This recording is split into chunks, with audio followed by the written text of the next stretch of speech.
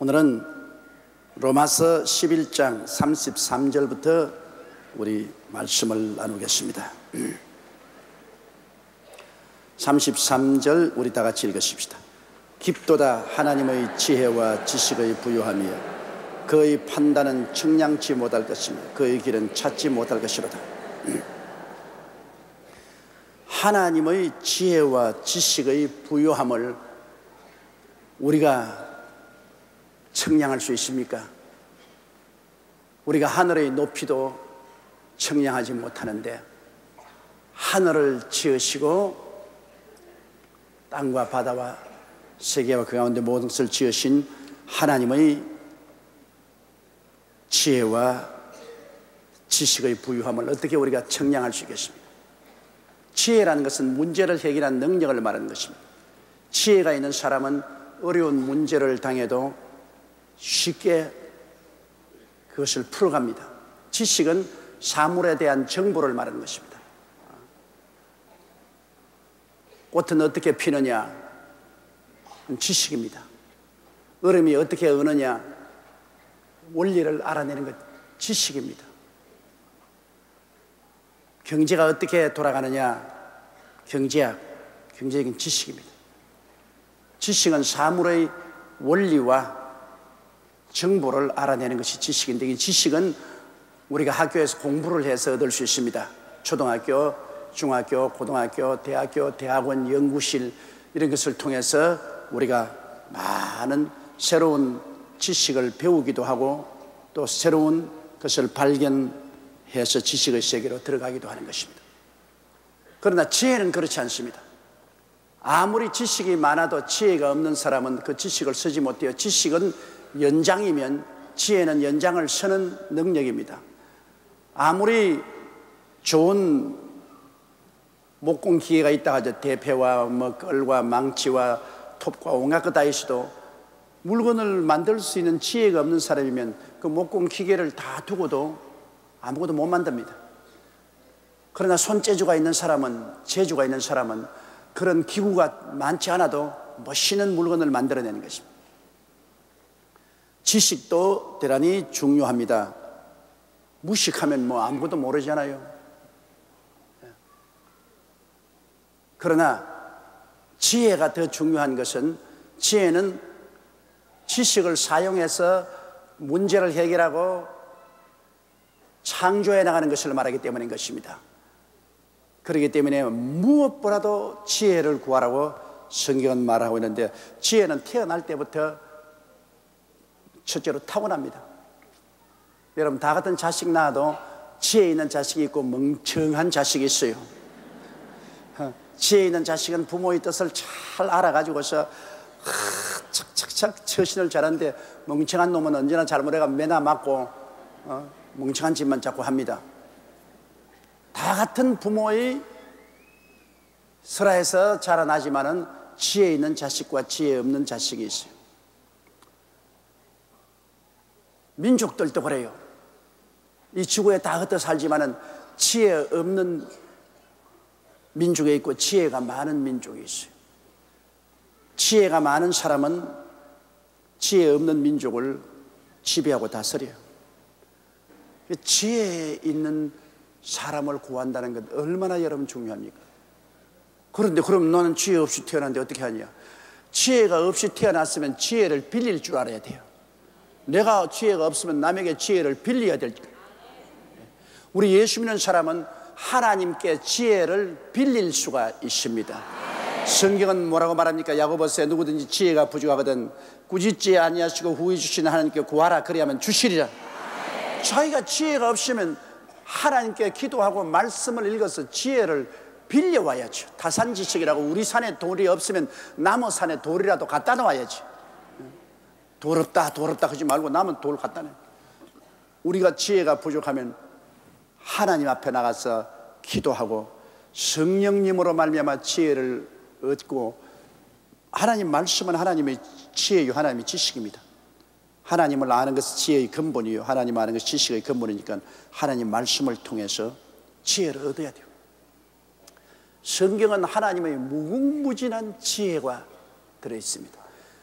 성경이 어리석게 보이는 것은 사람이 너무 바보이기 때문에 하나님의 지혜가 너무나 높고 깊기 때문에 성경이 어리석게 보입니다. 쥐가 알 수 없으니까 하나님의 지혜의 높고 깊음이 너무나 크기 때문에 자기 도저히 이해가 못하니까 하나님의 말씀이 어리석게 보이는 겁니다. 자기가 너무나 바보이기 때문에 그래요. 그러므로 하나님의 말씀은 하나님의 지혜요 하나님의 지식이기 때문에 그대로 받아들이는 겁니다. 그래서 내가 그것을 내 것으로 만들면 내가 지혜로워져요. 세상 다른 교육을 못 받아도 성경 말씀 잘 읽고 묵상하고 말씀을 마음에 간직하면 굉장히 지혜롭게 되는 것입니다. 그렇기 때문에 세상에서 지혜가 없는 자도 여러분 예수 믿고 거듭나면 성령이 지혜를 주시고 하나님의 지혜인 말씀을 통하여 지혜를 빌릴 수 있으므로 주를 믿는 백성이 머리가 되고 꼴이 되지 않고 위에 있고 아래 내려가지 않고 남에게 꾸을 주지 않는다는 것은 하나님의 지혜를 빌려오기 때문인 것입니다. 하나님의 지혜를 빌려와서 기도하고 성령의 도우심과 말씀을 상고하고 사물을 판단하기 때문에 문제를 해결하고 우리가 현재는 소망차고 낙관적이고 긍정적으로 인생을 살죠. 지혜 있게 인생을 살아갈 수 있는 것입니다. 그러므로 예수 그리스도를 구주로 모시고 살아간다는 것은 어마어마한 지혜입니다. 주를 버린다는 것은 바보가 되는 겁니다. 요셉 보십시오. 하나님은 요셉이 형들에게 팔려서 보디발의 집에 종으로 들어갔다가 보디발의 부인에게 스토킹 당해서 박살이 나가지고서 감옥에 들어가서 그래서 그를 끌어내어서 애국의 국무총리가 되게 그렇게 하나님이 딱 판단을 내려가는데 도저히 우리 사람으로서는 알 수가 없어요. 이거 도대체 어떻게 되는 것인가? 알 수가 없어요. 하나님의 판단을 우리가 어떻게 견줄 수가 있습니까? 하나님을 사랑하는 자고 뜻대로 부르심을 입은 자들에게는 모든 것이 합력하여 선을 이룬다고 했는데요, 우리 판단으로 생각할 때는 안 좋은 것은 안 좋은 것이고 좋은 것은 좋은 것인데 하나님 판단은 안 좋은 것이 좋은 것이고 좋은 것이 안 좋은 것이다, 이렇게 하나님이 판단할 때가 참 많습니다. 우리 보기에는 굉장히 좋은 것 같은데 나중에 보면 안 좋은 게 많아요. 우리 보기에 굉장히 안 좋고 고통스러운 것 같은데 나중에 보면 굉장히 좋고 유익되게 돼요. 그러니 하나님의 판단이 얼마나 놀랍습니까? 이러므로 우리가 하나님께 기도하고 하나님의 말씀이 우리에게 판단해 준 대로 따라야 돼요. 눈에 나무 증거 안 보이고 귀에 나무 소리 안 들리고 손에 잡히는 없어도 내 마음속에 어리석게 보여도 하나님의 판단을 따르는 것이 가장 올바르게 사는 길인 것입니다. 그 하나님 판단은 뭐라고 말합니까? 그 나라와 그 일을 먼저 구하라. 그래야만 이 모든 것을 너에게 도와주시리라. 이게 하나님 판단이거든. 그러므로 세상 나라를 따라가는 것보다도 하나님의 나라를 먼저 따라가고 마귀를 따라가는 것보다도 예수님을 먼저 따라가고 가면 하나님이 모든 일이 다 되도록 해 주시겠다. 우리 생각에는 아이고 뭐 오늘 주일날인데 세상 사람들은 다 놀러 가는데 하나님의 나라는 교회 나오라 하는데 에라까지 그 교회 나가지 말고 난 놀러 가자. 그거는 이제 세상 나라를 따라가는 겁니다. 그 나라를 따라가는데 하늘 나라 아니고 세상 나라 따라가는 겁니다. 그러면 세상 나라 따라가서 즐기고 잘 사는지 모르겠지만 나중에 지나가 보면은 그 길은 망하는 길이고 하나님 나라를 따라와서 교회 성수주의라고 하나님 섬기는 것이 나중에 모든 것이 잘된 길입니다. 하나님 섬기고 그 시간 낭비같이 보이지만은 그것이 나중에 보면 30배, 60배, 100배로 축복이 되시도록. 성경은 시편 139편에 말씀하기를 하나님은 우리가 태어나서 하루가 되기 전에 일생을 이미 하나님의 책에 다 기록해 놓았다고 말했습니다. 그러므로 여러분과 내가 하나님이 이미 다 일생을 살아갈 길을 정해놨는데 그 길을 하나님 미리 안 보여주셔요. 그때만 믿고 순종에 따라가면 하나님이 한 발자국 두 발자국 이끌어 주십니다. 그렇기 때문에 기독교 신앙은 믿음의 종교입니다. 지식의 종교가 아닙니다. 우리는 믿음을 따라 사는 것입니다.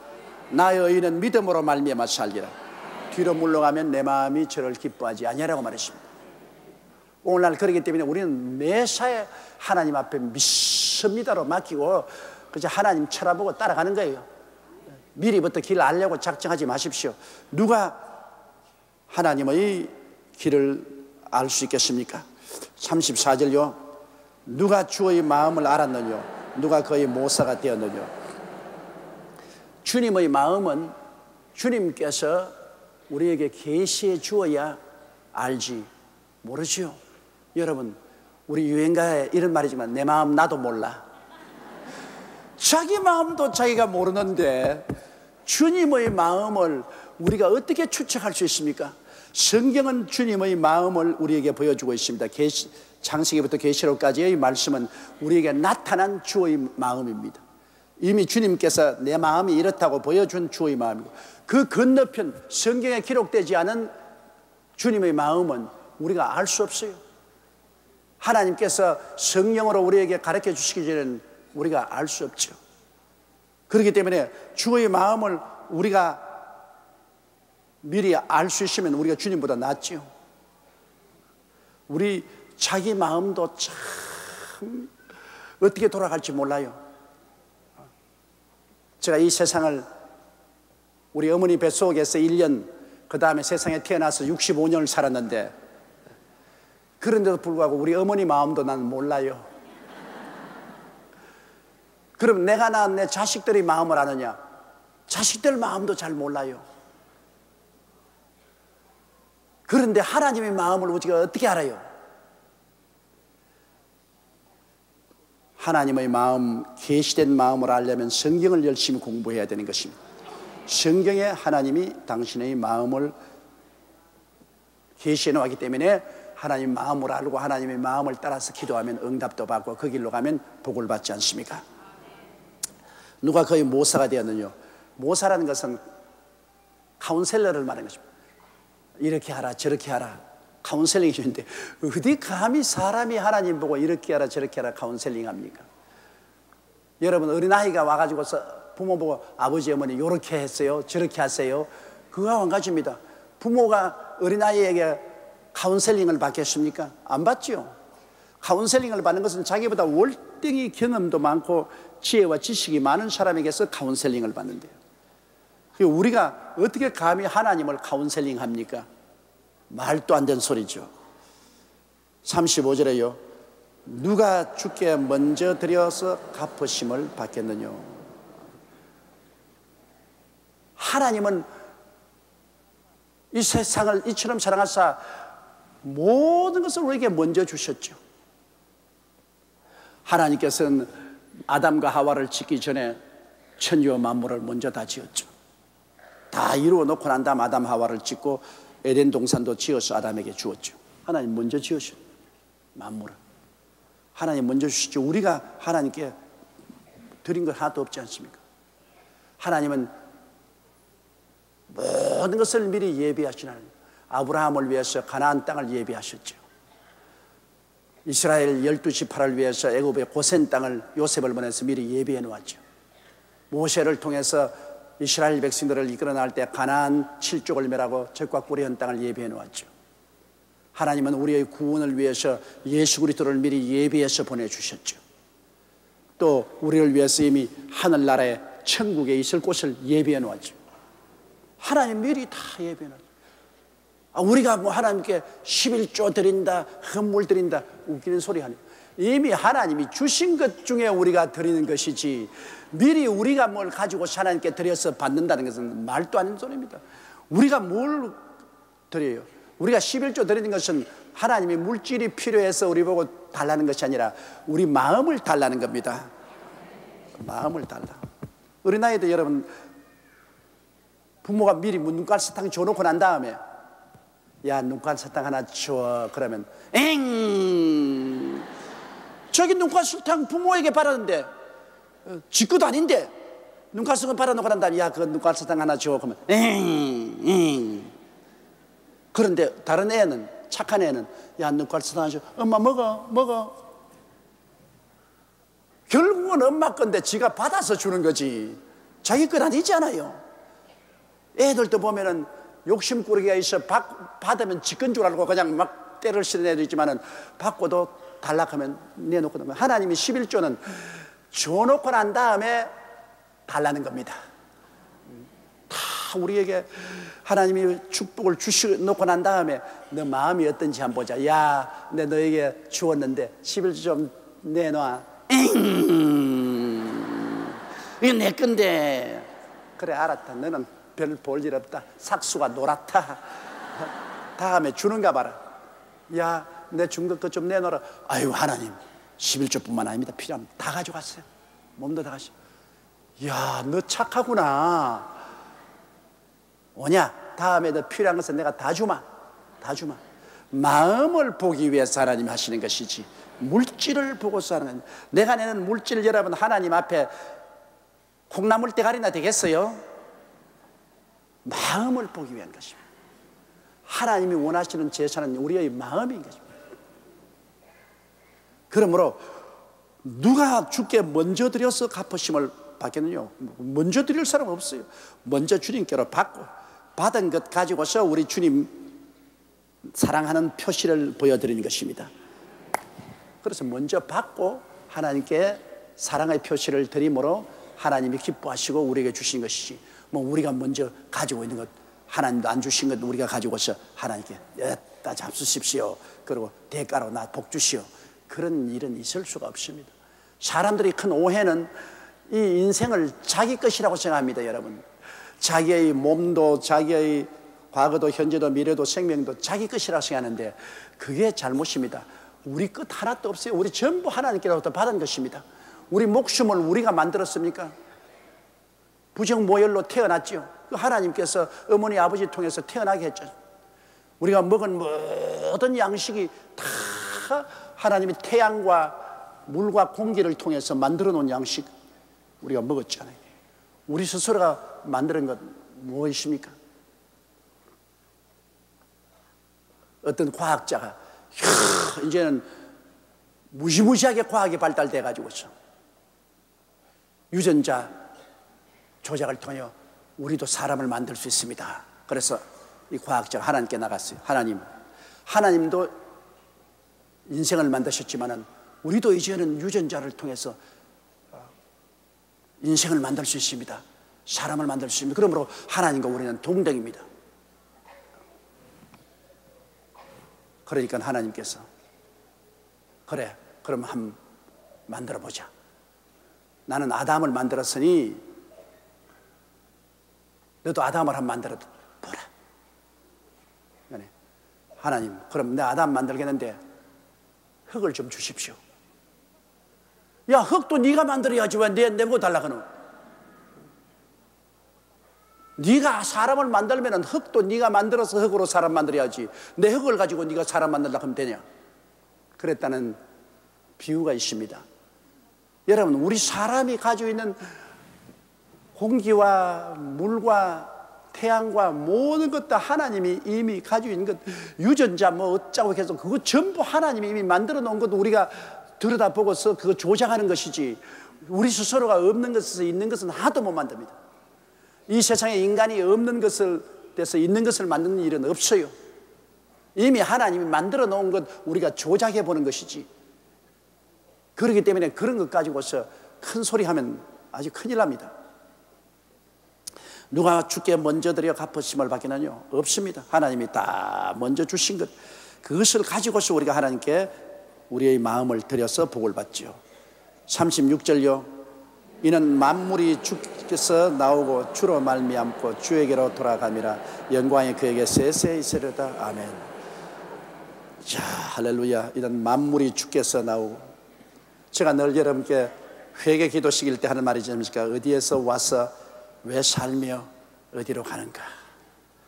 저는 어릴 때부터 그것이 늘 질문이었습니다. 내가 초등학교 다닐 때도 학교 갔다가 저 개천을 건너고 논길을 지나서 그 다음에는 가파른 산언덕을 지나야 우리 집으로 온대. 그 가파른 산언덕을 가는데 오른편에 가면은 거기 이 남부 공동묘지가 있어요. 공동묘지가. 또 왼편에 저쪽으로 가면은 그쪽에 서부 공동묘지가 있어요. 그래서 우리 집은 공동묘지에 딱 둘러싸여 있어요. 항상 제가 학교 갔다 오면은 장례식을 치르는 것이 대단히 많습니다.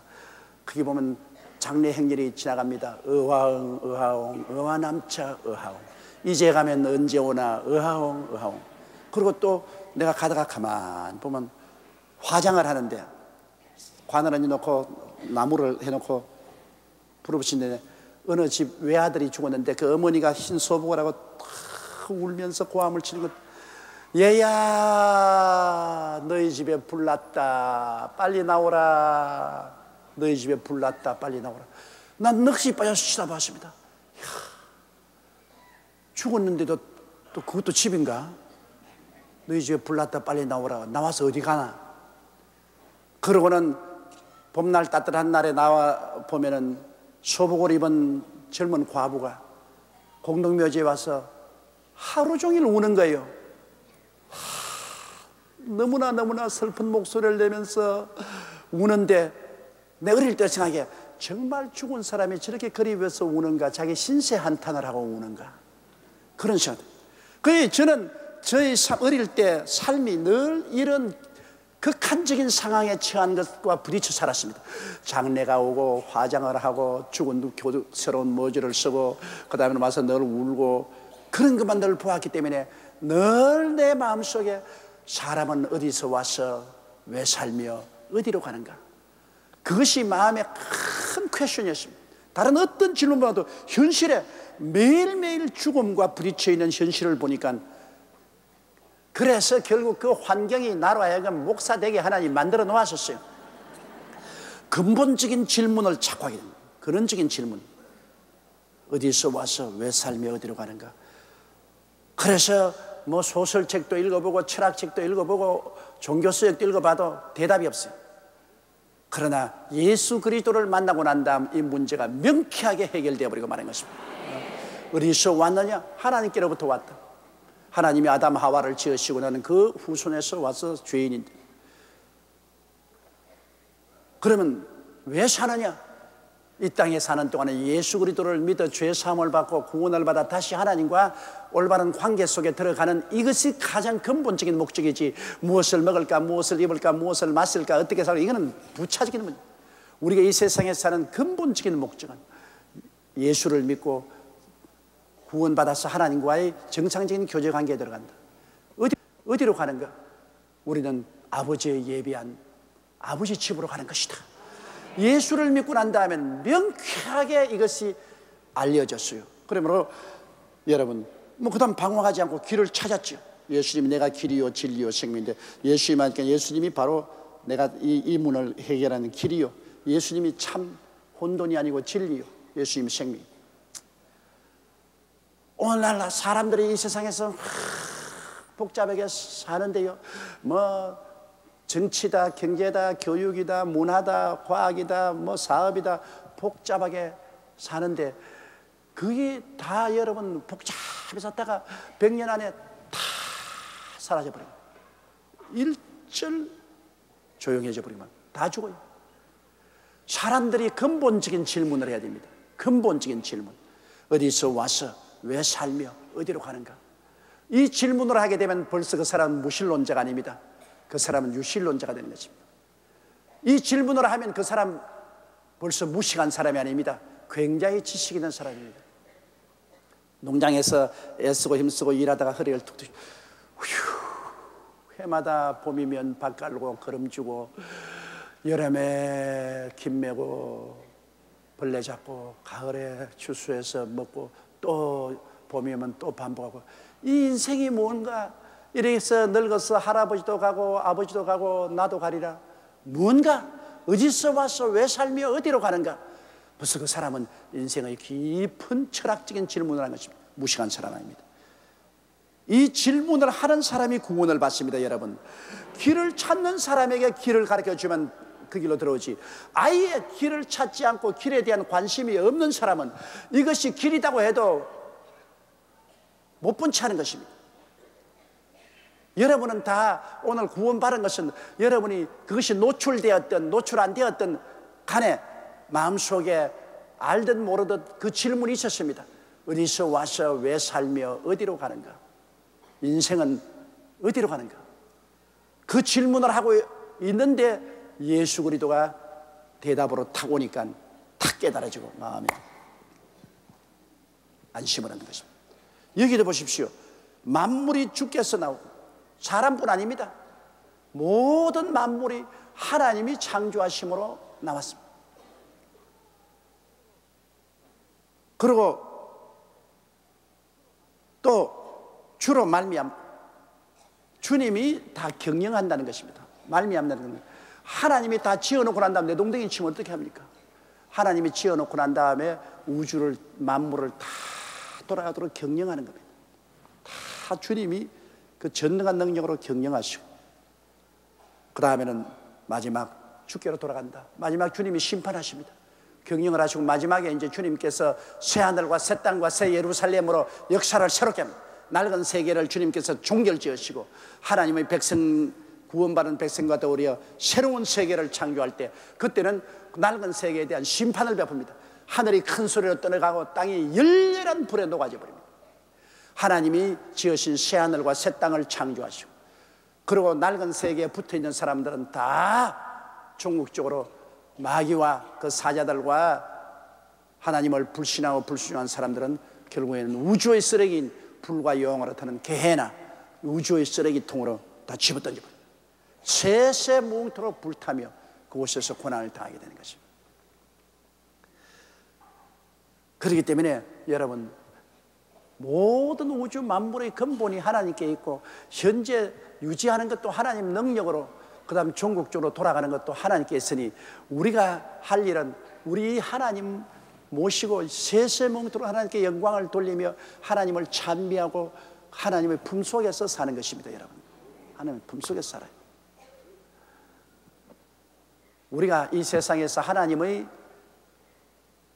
품 속에서 살 때, 그때가 가장 행복하고 좋은 것입니다. 12장 우리 1절 보십시다. 그러므로 형제들아, 내가 하나님의 모든 자비하심으로 너희를 권하느니 너희 몸을 하나님이 기뻐하시는 거룩한 산 제사로 드리라. 이는 너희의 드릴 영적 예배니라. 자, 이런 상황을 알았으니까, 이런 상황을 알았으니까, 우주의 주인은 하나님인 것을 알고, 우주의 절대 주권자도 하나님인 것을 알고, 만물이 하나님께로부터 말미암고 나오고 하나님이 다스리시고 하나님이 심판하셔서 새로운 세계를 만드시는 이 모든 것을 알았으므로 이제는 우리가 무식한 사람이 아닙니다. 압니다. 이 내 운명이 어떻게 될 줄 알고, 이 세계와 만물이 어떻게 될 줄 알아요. 이건 하나님 우리 가르쳐준 지식이니까 우리가 이런 일에 대해서 무식하지 않아요. 유식해요. 알아요. 알았으면, 이제는 깨달았으면 그렇게 살아야 돼요. 가장 중요한 것이 무엇이고 안 중요한 것이 무엇인지 우리가 분별하는 지혜를 얻은 것입니다. 가장 중요한 것이 하나님의 나라와 하나님의 의를 추구하는 것이 가장 중요한 것입니다. 이게 제일 중요함으로, 이거 중심으로 살아야 돼. 그러므로 형제들아, 내가 하나님의 모든 자비하심으로 너희를 구하노니, 하나님이 끝없는 사랑과 자비를 베풀어 주셨으므로 그 하나님의 끝없는 사랑과 자비에 의존해서 이제 바울 선생이 성령과 더불어서 우리를 권합니다. 너희 몸을 하나님이 기뻐하시는 거룩한 새 자세로 들어. 너희 몸이라는 것은 여러분, 몸을 들이면 몸 안에 있는 영과 혼을 다 말합니다. 영과 혼이 몸 안에 있지 않습니까? 몸을 하나님께 드리라. 그 말은 그 속에는 영도 마음도 몸도 다 합친 것을 말합니다. 너희 몸을 하나님이 기뻐하시는 거룩한 산제사들. 하나님이 기뻐하신다. 하나님이 기뻐하시면 여러분 얼마나 좋은 일입니까? 우리가 하나님을 기쁘시게 하기 위해서 사는데 하나님을 기뻐하신다. 그럼 어떻게 사는 기뻐하시냐? 거룩한 산제사로 드리라. 이게 죽은 제사가 아니라 산제사입니다. 제사라는 것은 여러분 구약에 보면 짐승을 죽여서 제물로 드립니다. 속죄 제물, 양이나 염소나 송아지를 와서 죽여서 제물로, 속건 제물도 한 가지죠. 번제물도 언제나 양을 태워서, 감사 제물, 화목 제물, 다 짐승을 죽여가지고서 피를 제단에 쏟고, 그래서 하나님께 제사를 드립니다. 그런데 우리가 하나님께 제물이 된다고 뭐 다 그냥 칼로가 찔러버리면 다 죽어버리고 뭐 이건 절단입니다. 우리의 제물은, 영원한 제물은 예수님 한 분밖에 안 계십니다. 예수님이 구약의 강수와 같이 흘린 짐승의 피를 대표해서 주님이 오셔서 아담부터 마지막 달까지 지은 인생의 죄를 다 대신 제물. 예수님이 영원한 속죄 제물이요, 영원한 속건 제물이요, 영원한 감사 제물이요, 영원한 화목 제물이요, 영원한 번제가 됐습니다. 예수님 이외에 더 완전한 제물이 없어요. 그러므로 십자가 예수 그리스도의 보혈을 의지하면 우리 하나님께 나가는데 필요한 모든 제물은 다 됐어요. 예수님이 우리의 제물이니까. 그러나 이 예수 믿는 우리들을 하나님은 산 제물이 되라고. 이 산 제물은 죽는 것이니까 이제 죽었으나 산다. 그것은 뭐냐? 내 옛사람에 대해서 죽어라. 새 사람으로 살아서 하나님을 섬기면서 사는 것이 하나님 기뻐하는 것이다. 옛사람은 뭐냐? 하나님을 모르고 내 탐욕으로 사는 사람입니다. 이 세상에 사는 사람은 욕심이 쾅쾅 뭉쳐서 내 탐욕으로 사는 사람. 그러니 나의 옛사람과 내 정욕에 대해서 내가 죽고, 그러고 난 다음 내가 하나님 중심으로 하나님을 섬기기 위해서 사는 것이 새 사람으로 사는 제물이 되는 것입니다. 나와 세상과 마귀를 섬기면서 사는 옛사람을 청산해버리고 하나님 아버지와 예수님을 섬기기 위해서 살다. 이게 산 제물입니다. 저 사람 예수 믿더니 완전히 달라졌어. 그건 그 사람이 옛사람으로 안 살고 새 사람으로 사니까 옛사람의 친구들이 보니까 저 사람 달라졌어. 저 사람 영 사람 버렸어. 이제는 뭐 우리하고 같이 술을 먹냐, 도박을 하냐, 우리하고 같이 음란 방탕을 하느냐, 우리와 같이 세속적으로 살지 않고 저 사람 뭐 완전히 이 세상에는 못 살 사람이 되었어. 그것은 세상에 대해서 죽고 예수 그리스도와 하나님께 대해서 살았기 때문인 것입니다. 예수 그리스도와 하나님께 대해서 무관심하고 자기의 욕심과 세상을 따라 사는 사람은 그것은 제물이 아닙니다. 하나님이 산 제물이 아니에요. 우리는 세상과 마귀를 따라 살지 않고 하나님 아버지와 예수님을 섬기기 위해서 살면은 세상 사람이 볼 때는 완전히 버린 사람이에요. 저 사람 이제 우리하고는 대화가 안 된다고 그렇게 세상에서는 못 쓸 사람이라는데, 그 사람은 왜냐? 하나님의 제물이 되기 때문에 그것을 하나님이 기뻐하십니다. 이것이 참으로 신령한 예배입니다. 다른 여러분 종교적인 의식은 뭐 보잉 747 갖다 놓고도 돼지 대가리 갖다 놓고 절을 하고 막, 이거는 여러분 영적 예배가 아니라 이거는 완전히 욕심과 탐욕으로 어떻게 돼지 대가리를 통해서라도 귀신이 와서 좀 도와달라고, 이건 탐욕이죠. 진실한 예배는 마음에 있지 환경에 있지 않습니다.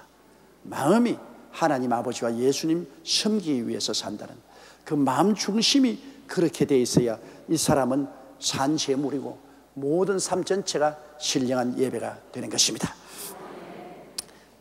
2절요. 너희는 이 세대를 본받지 말고 오직 마음을 새롭게 함으로 변화를 받아 하나님의 선하시고 기뻐하시고 온전하신 뜻이 무엇인지 분별하도록 하라. 너희는 이 세대를 본받지 말라. 이 세대는 우리가 사는 이 세상인데요, 세상이 얼마나 변화무쌍합니까? 무섭게 변해요. 저는 태어나서 일정시대에 살던 그 세상, 일본 사람이 한국을 점령하고 일본 순사가 칼을 차고 철부덕거리면 산천초목이 떨던 그 시대에 살았습니다. 그러나 그 시대도 지나가 버렸어요. 해방이 되고 온통 기뻐하지만 너무나 혼돈이 돼가지고 전부 자유야. 그냥 너 자유 내 자유 다 자유 얻었네. 그래가 막 상하다 없고 부모 자식 뭐 선생 제자도 없이 우익 좌익 갈려가지고서 서로 물고 찢고 싸우고 수많은 사람이 죽고 죽이고, 그 극단의 해방된 이후에 한 5년 동안 그 무시무시한 혼란기도 보았는데요, 그것도 지나갔습니다. 6.25 사변 전쟁이 일어나서 수많은 피난민들이 개미떼같이 열차에 올라타고 남으로 오고 길거리마다 피난민들이 넘쳐나고 그 민족의 극한적인 상황, 오직 죽느냐 사느냐의 결단 앞에 서 있는 그런 시대가 있었습니다. 그러나 그 시대도 지나갔습니다. 이 세상과 이 세상에 있는 것은 다 지나가는 것이니까 이 세상 따라 살려면 정신이 없어요. 정신이 없어. 여자들 옷 유행도 보십시오. 스커트가 길어졌다가는 이제 긴 것만 입으면 된다고 다 하다 나면 또 짧아지게, 또 짧아지게. 하이힐 또 그냥 대 높아졌다가 또 차나였다가 또 뒤에가 요렇게 손가락처럼 째뿌하게 되었다가 또 퉁퉁하게 되었다가 달라져. 남자들도 바지가 만보 바지가 되었다가 또 착 붙은 바지가 되었다가 끊임없이 달라지잖아요. 이 세상을 본받으면 여러분 정신이 없어요. 그런데 이 세상과 이 세상에 있는 것은 다 육신의 정욕이요, 안목의 정욕이요, 이 세상의 자랑으로 전부 인간의 타락한 인간의 욕심을 따라 사는 거예요. 모든 인생은 다 타락한 인간의 욕심을 따라 사는 거죠. 그러므로 이 세대를 본받으면 안 됩니다. 마음이 새로워져야 됩니다.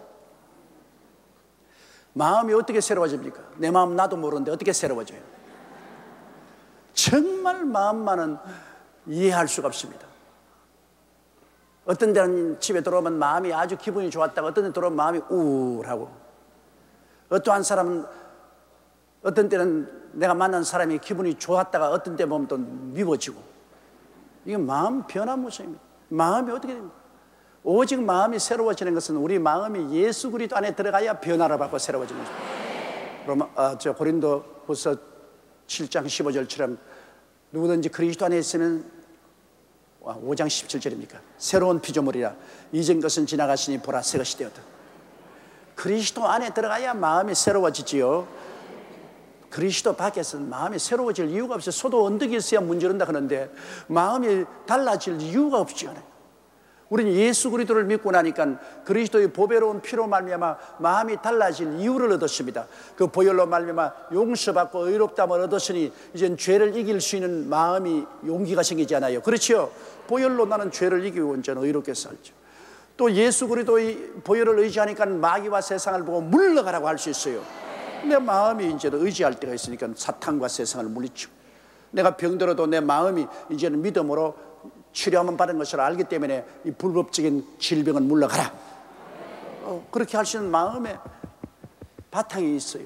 저주가 와도 아브라함의 축복을 내가 받은 사람이니 저주는 물러가라고 호통을 치고 물러가라고 했고, 사망이 와도 사망은 너희 이기는 것이 어디냐, 사망이 너희 손인 것이 어디냐, 겁날 것 없다. 그리스도 안에서 천국이 예비되어 있다. 확신을 가지고. 마음이 변화를 받으려면 예수를 믿어야 변화받을 이유가 생깁니다. 변화받을 조건이 생기고 지식이 생기는 것이지, 예수 믿지 않냐고 그냥 마음에 변화받아라. 너 마음을 바로 먹어라. 마음을 바로 먹어야 돼. 바로 먹을 뭐가 바른지도 모르는데 어떻게 바로 먹어요? 큰 슬픔을 당했을 때 가서 마음을 가라앉혀. 마음을 가라앉혀. 내 마음 나도 모르는데 어떻게 가라앉혀요? 가라앉혀 하잖아요. 마음을 가라앉혀. 마음을 단단히 먹어. 마음을 굳세게 해야 돼. 그 사람들은 배고픈 사람에게 배불러라. 아주 맛있게 먹어라. 배불러라. 궁구다니지 마라. 배고픈 사람 먹을 게 없는데 그런 말이 무슨 소용이 있어요? 먹을 것을 줘야지. 우리 마음을 평안히 먹어라. 단단히 먹어라. 굳세게 먹어라. 마음을 힘차게 먹어라. 어떻게? 예수 믿으면 그렇게 된다, 그 말인 것입니다. 예수님 안에서 마음이 변화받아요. 우리가 예수를 믿고 난 다음에 얼마나 마음이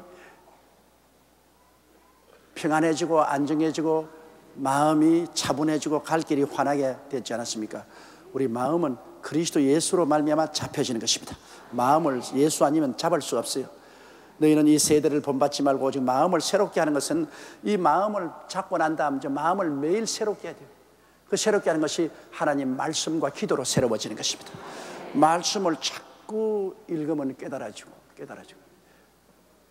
제일 사람들이 걱정을 하는 것은 성경을 공부하고 나가도 다 까먹어버리고, 설교를 듣고 나가도 다 까먹어버리고, 이게 건망증이 아니라 치매가 아닌가, 그렇게 해서 내게 묻는 사람이 많아요. 목사님 설교한 것 나는 버스 타고 집에 돌아가기 전에 다 잊어버리고 만다. 혹시 치매에 걸리지 않았냐, 그런 모습. 여러분, 기억할 필요 없어요. 여러분 어제 저녁에 뭘 잡수셨죠? 밥에다가 어떤 종류의 김치에다가 어떤 국에다가 어떤 나물에다가 그거 일일이 기억합니까?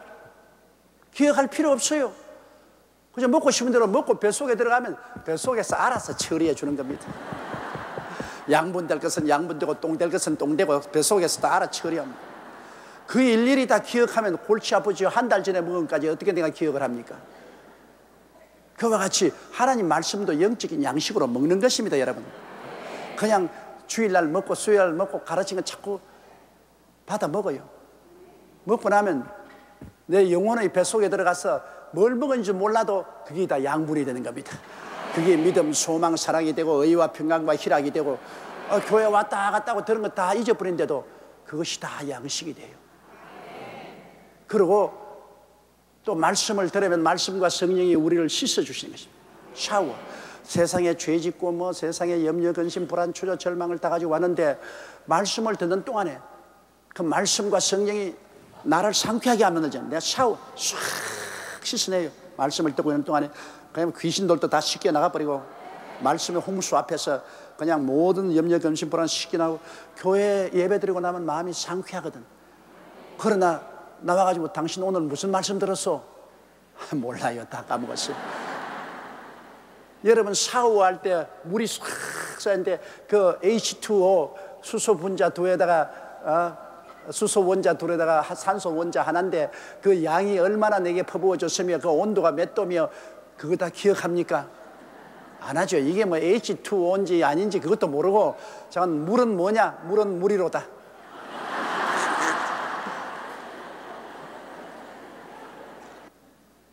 샤워할 때 그죠? 물로 샤워하면 뭐 물은 물이로다 하면 그뿐이지 뭐 그 이외에 다른 거 할 수 없어. 씻은 것이 중요하지.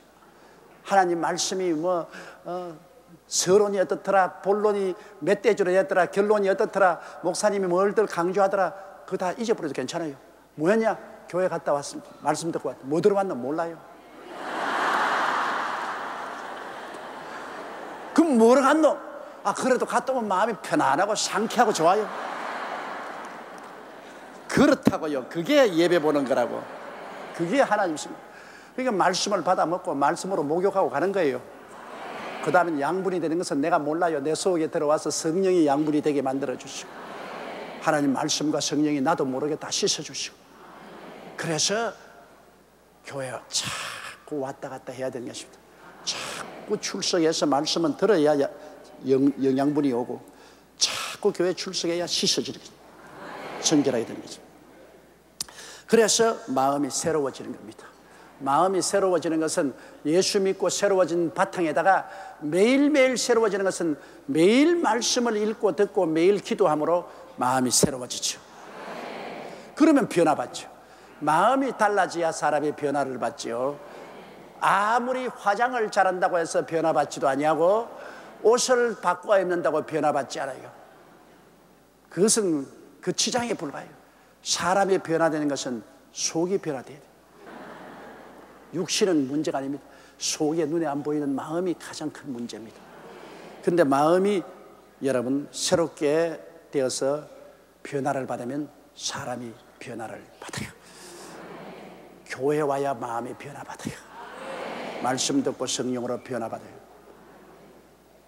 그래서 마음이 쫙 변화를 받으면 하나님의 선하시고 기뻐하시고 온전하신 뜻이 무엇인지 분별이 되는 겁니다. 여러분 하나님의 뜻은 우리가 마음에 자동적으로 연관이라 분별이 돼요. 물이 맑고 고요한 이 호수는 하늘에 있는 해와 구름이 다 환하게 보이는 겁니다. 그러나 물이 꾸중충하면 아무것도 안 보이죠. 그러나 물이 맑아도 바람이 막 불면은 모든 것이 삐뚤어 보이죠. 태양도 구름도 나무도 다 삐뚤어 보이죠. 우리 마음이 탐욕에서 벗어나서 하나님 아버지와 예수님 중심으로 탁 섬기고 있으면 마음이 아주 맑아지면 하나님의 뜻이 환하게 마음에 나타납니다. 하나님 중심으로 섰는데 하나님 뜻이 안 보일 테겠어요. 하나님의 선하신 뜻도 보이고 기뻐하시는 뜻도 보이고 온전하신 뜻이 보여요. 그런데 마음이 막 새롭지 않고 탐욕으로 꽉 들어서 꾸정물이 되어 있으면 하나도 안 보여요. 하나도 안 비쳐요. 하나도 안 보여요. 그러나 하나님 중심과 예수님 중심으로 서 있을 때 마음이 막 염려, 근심, 불안의 바람이 불어서 흔들리면 하나님 뜻이 다 삐뚤게 보여요. 그렇기 때문에 우리가 하나님 아버지와 예수님을 중심으로 섬기고 마음의 탐욕에서 벗어나서 변화를 받아 탐욕에서 벗어나서 하나님의 영광을 위해서 살게 되면 하나님의 뜻을 다 알게 됩니다. 그건 마음에 떠올라 봐요. 이것이 하나님 뜻이라고 마음에 떠오르는지 내가 연구해서 하는 것이 아닙니다. 하나님의 선하신 뜻과 기뻐하시는 뜻과 온전하신 뜻 세 가지가 있습니다. 여기에 여러분 하나님의 선하시고 기뻐하시고 온전하신 뜻 이 세 가지가 다 이루어지면 좋지요. 완전한 뜻, 하나님이 온전하신 뜻이 있는가 하면 하나님의 기뻐하시는 뜻이 있고, 그리고 그렇지 않으면 하나님의 선하신 뜻이 있습니다. 우리는 하나님의 선하신 뜻도 알고 기뻐하시는 뜻도 알고 온전한 뜻을 알아서 우리가 선하신 단계에서 기뻐하시는 단계로 온전한 단계로 올라가서 하나님을 섬기면 하나님이 너무나 기뻐해서 우리를 품어주시는 것입니다.